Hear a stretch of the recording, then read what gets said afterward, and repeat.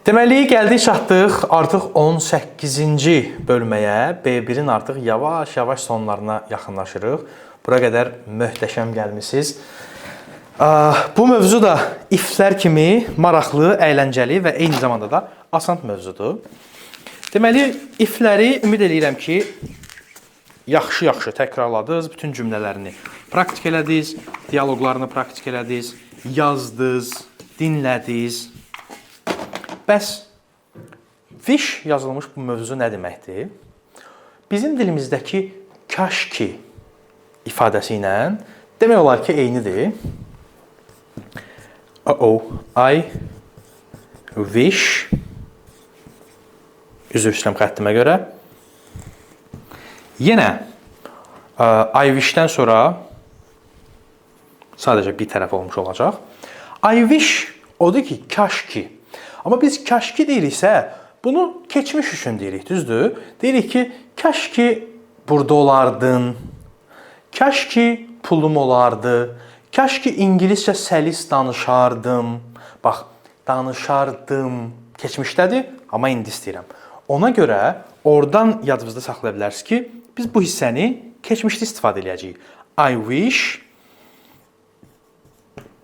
you were here. Kaş burada olardın.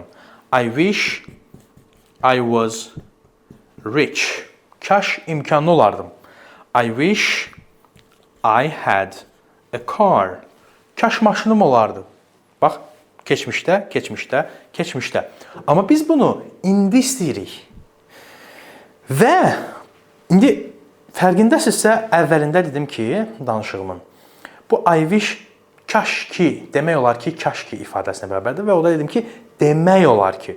Çünki tam da bu əslində kaş ki demək deyil tam olaraq.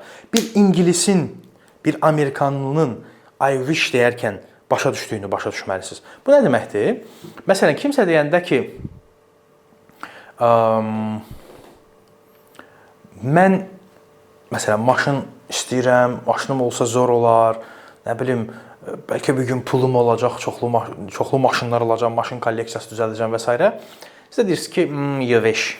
Yəni, you wish you had many cars.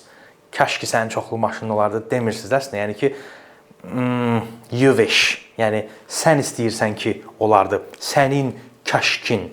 Bunu bir də əlavə olaraq hansı mənada istifadə edirlər? Yuxunda görərsən mənasında.